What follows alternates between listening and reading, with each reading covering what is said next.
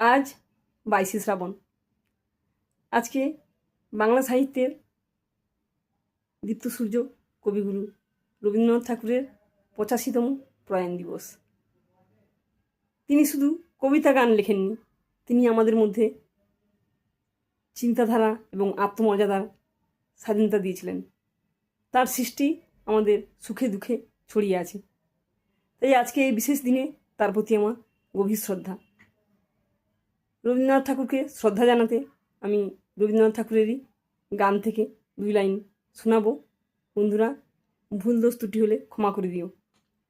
আজি ঝড়ো ঝড়ো মুখর বাদল দিনে, আজি ঝড়ো ঝড়ো মুখর বাদল দিনে, জানি নে জানি নে কিছুতে কেন যে মন লাগে না, ঝড়ো ঝড়ো মুখর বাদল দিনে।